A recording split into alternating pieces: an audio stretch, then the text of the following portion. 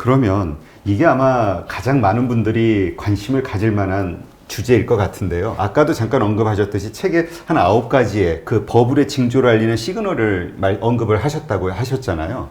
그 중에 좀 몇 가지만 좀 이야기를 해주시죠. 네, 이미 4가지 정도는 말씀드린 것 같고요. 아, 한번 정리를 좀 다시. 네, 그러면 이거죠. 일단 격차, 부의 격차, 그 다음에 기업 간의 격차, 그리고 그걸 국가 간의 격차로 수출해서 이제 국가 간의 격차, 이런 것들이 이제 문제가 되고요. 여기서 이제 국가 간의 격차를 하나 여기서 말씀드릴게요. 이미 2개는 말씀드렸으니까. 자, 이제 국가 간의 격차가 제가 말씀드린 대로 미국이 격차까지 수출을 하고 지금 이미 플랫폼 경제로 격차가 커져 있는 상태에서 야, 이제 앞으로 국가 간의 격차는 정말 커질 수밖에 없거든요. 그래서 저는 이제 간단한 거 하나만 말씀드리면 좋겠는데 지금 양적 완화로 이제 돈의 홍수를 만들어낸 거잖아요. 이 돈의 홍수가 2가지 이유 중에 하나로 빠질 겁니다. 하나는 뭐냐면 미국의 실물 경제가 좋아지면 이 홍수의 수위를 좀 낮출 거예요. 왜냐하면 홍수를 너무 많이 높여놓으면 댐이 무너지니까. 그렇죠. 자, 이게 좀 미국 입장에서는 좋은 수위 조절. 나쁜 일은 뭐냐면 이거 도저히 안 되겠네. 격차가 해소가 안 돼갖고 돈을 더 풀어서 정말 뚝이 무너지거나 아니면 범람하거나 이런 경우에도 어차피 물이 빠집니다. 빠져나가니까. 자, 어떻게든 이제 둘 중에 하나로 물이 빠지겠죠. 자, 물이 빠졌을 때 가장 먼저 드러나는 위기가 어디냐? 국가 간의 격차부터 드러날 겁니다. 그래서 이머징 마켓부터. 그리고 미국의 이제 그리고 중소 중견기업 이렇게 순서대로 갈 수밖에 없는데 전 그래서 책에서 이런 표현을 썼어요. 이머징 마켓이야말로 탄광 속의 카나리아다.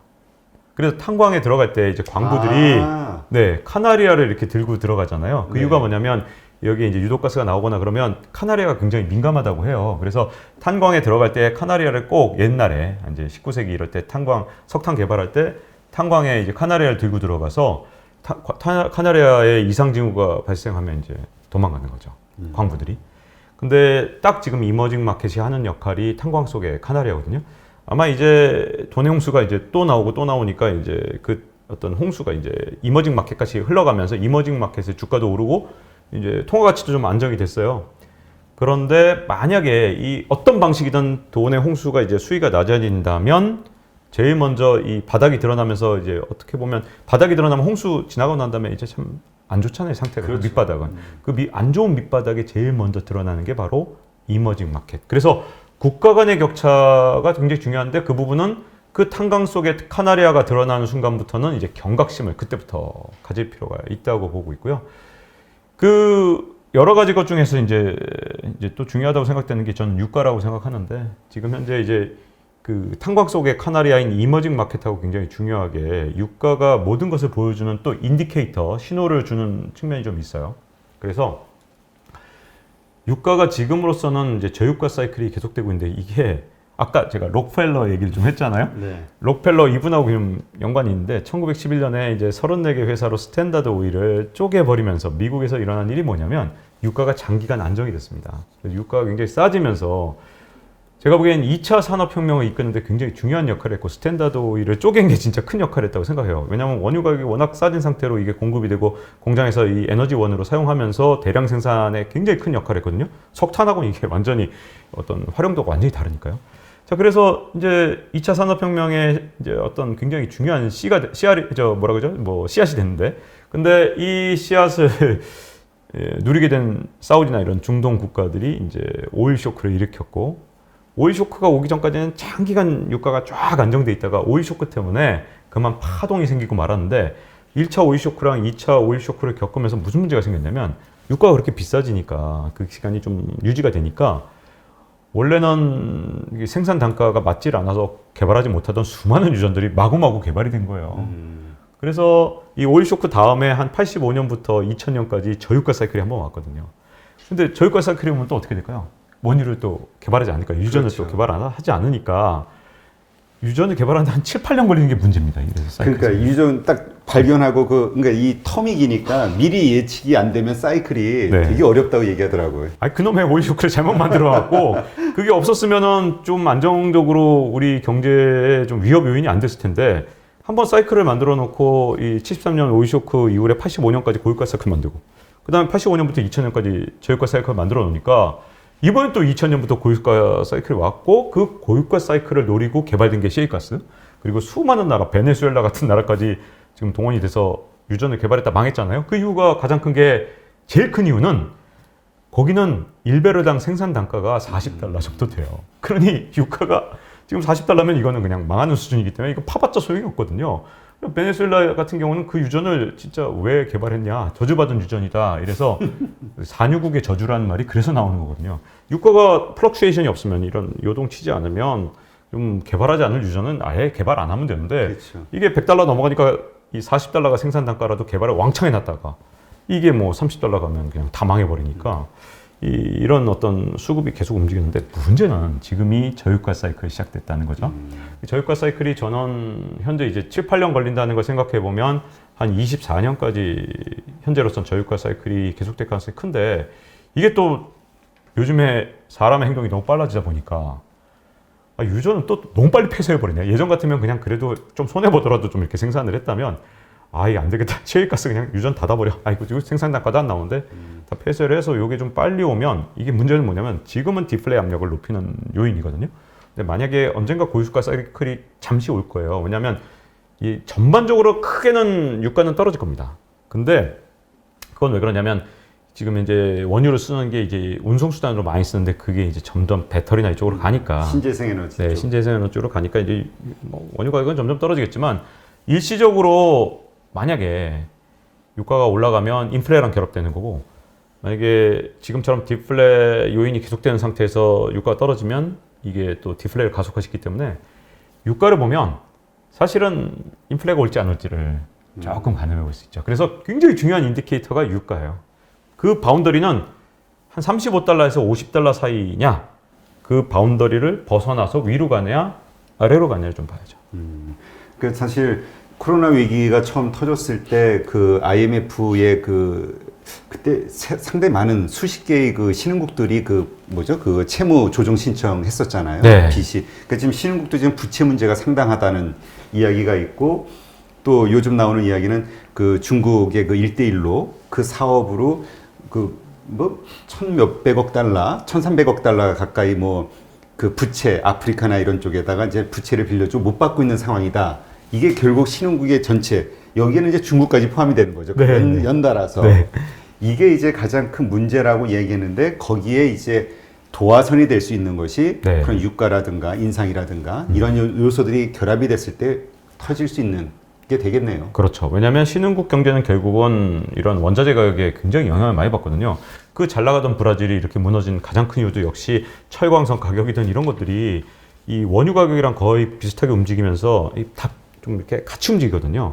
원유 가격이 떨어질 때 철광석이든 뭐든 이렇게 같이 떨어지는데, 일단 이게 원자재 가격이 하락 사이클을 겪게 되면 신흥국들이 다 진짜 굉장히 어려워집니다. 그리고 나서 이제 상승 사이클이 돌아올 때 그럼 신흥국이 꼭 좋아지는 건 아니에요. 왜냐하면 그때는 보통 또 여러 가지 다른 경제적 문제가 생기기 때문에, 신흥국 경제는 좀 이렇게 신흥국 투자들을 많이 하시는데, 진짜 어려운 투자가 신흥국 투자가 되는 이유가 바로 그런 데 있죠. 보통 그냥 신흥국에서 주는 이자율만 보고서는 들어갔다가 손해보시는 분들이 많잖아요. 제가 그래서 사실은 진짜 저도 예전에 방송할 때 브라질 국채, 브라질 국채가 아주 이슈였죠.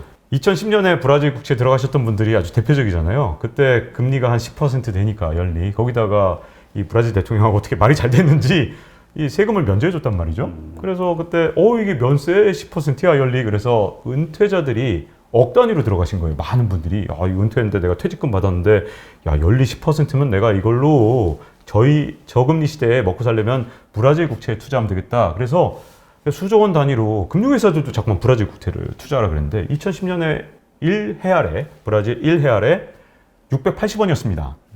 근데 지금 제가 오늘 아침에 마침 여기 오기 전에 브라질 헤알이 요즘 얼마인가? 그래서 여기 와서 혹시 브라질 물어보시면 이렇게 신흥국 얘기하려고 말씀드리려고 봤더니 210원 정도 되더라고요.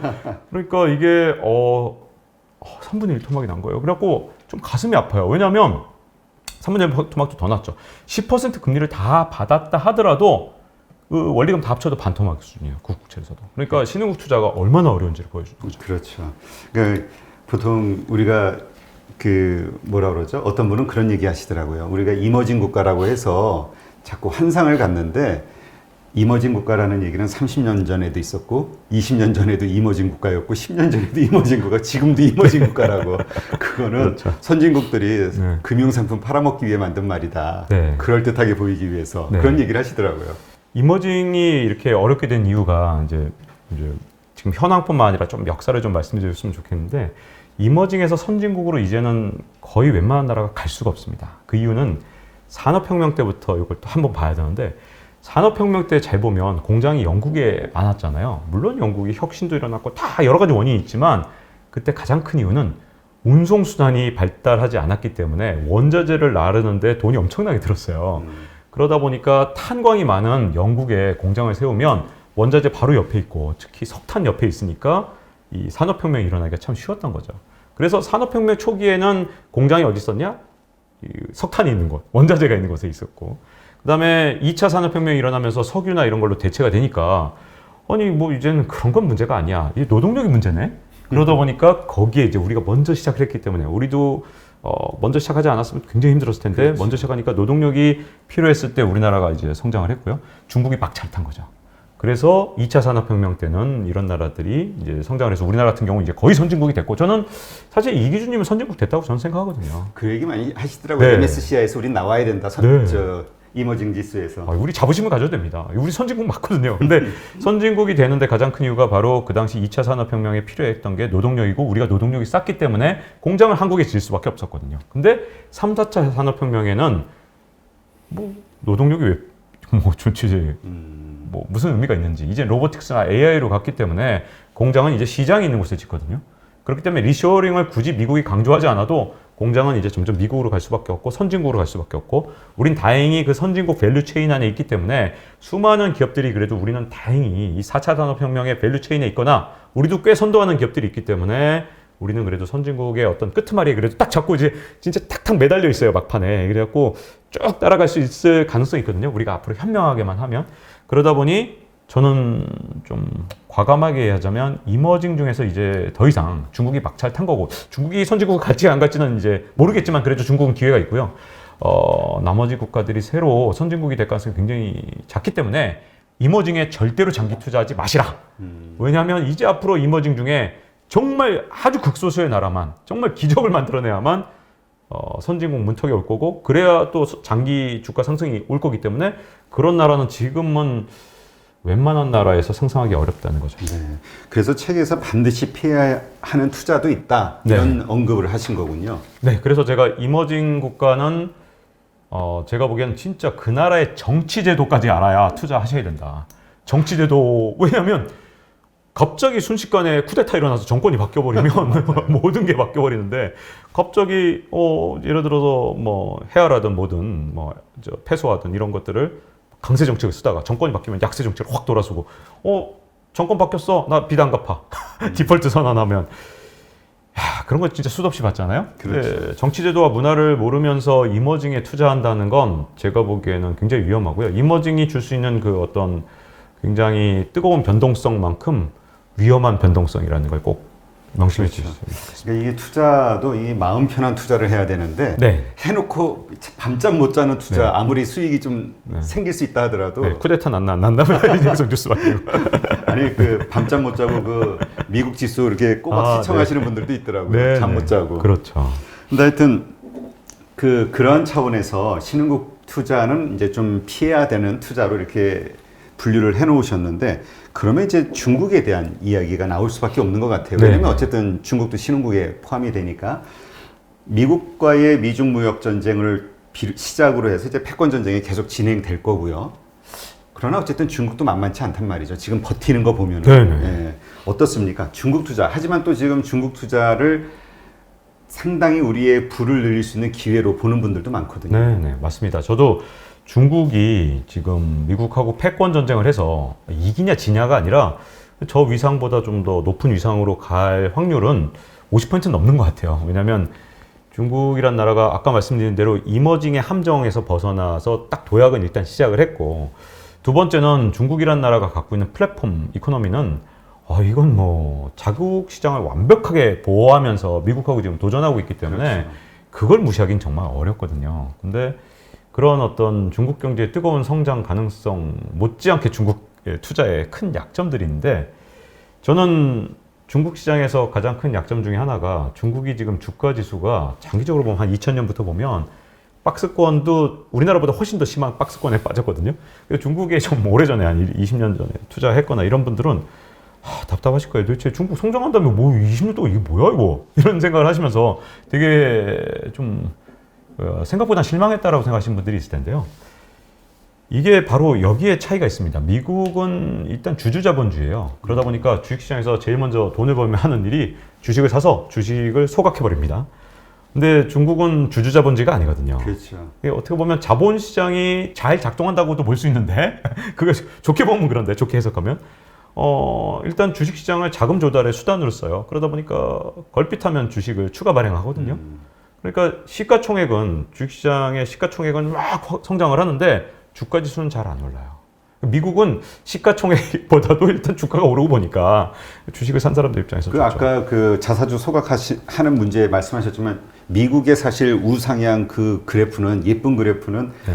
지속적인 기업들의 자사주 매입과 자사주 소각에서 있다. 네. 이렇게 보는 분들도 있더라고요. 그럼요. 미국이 자사주를 소각 안 하면 절대 그렇게 오를 수가 없죠. 그래서 미국이 자사주 소각을 한동안 못하면 이제 그동안은 예를 들어 코로나19 위기로 야 자사주 소각하지 마 그러면 아마 조금 그것 때문에 영향을 받을 수밖에 없어요. 왜냐하면 그동안 올랐던 게 자사주 소각에 대한 기대가 굉장히 커져 있으니까요. 이게 반대로 중국에선 쟤네 이제 좀 돈 좀 벌었네? 그러면 어떻게 하냐면 돈 벌었다. 그럼 더 많은 돈을 벌어야지. 그러면 일단 자본 조달을 좀 해야겠어. 이렇게 되니까 잘 나가는 기업일수록 자본 조달을 더 많이 하고 주식은 기업은 그대로인데 막 주식 수가 늘어나니까 이게 지금 이제 중국 투자할 때 좀 난이도가 있고요. 그렇다고 해도 뭐 워낙 성장 속도가 빠르니까 뭐 그것도 종목을 잘 찾아야 된다고 얘기하더라고요. 네, 그래서 중국은 지수로 투자하는 건 전 권하지 않습니다.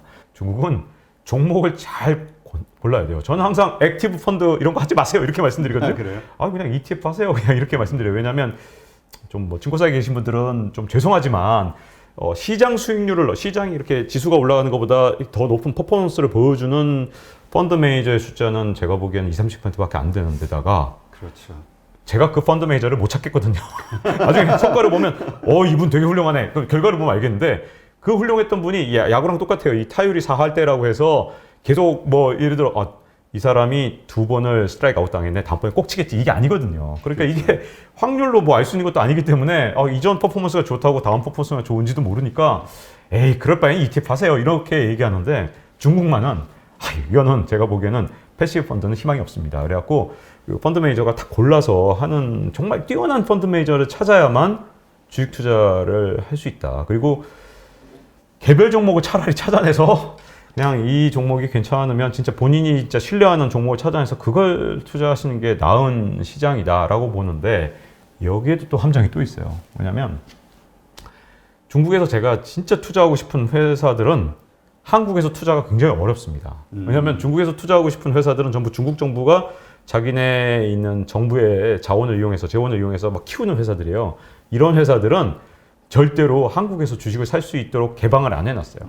중국 가서 계좌를 직접 만들든지 뭐 여러 가지 제약들이 많아요. 이 돈을 빼나오기도 힘들고 투자하기도 힘들고 제가 무슨 기업 투자하려고 제가 상하이 가서 계좌 만들 것도 아니고 그러다 보니 진짜 좋은 회사들을 투자하기 힘들다. 이런 점이 또 문제고요. 그 다음에 마지막 문제는 이겁니다.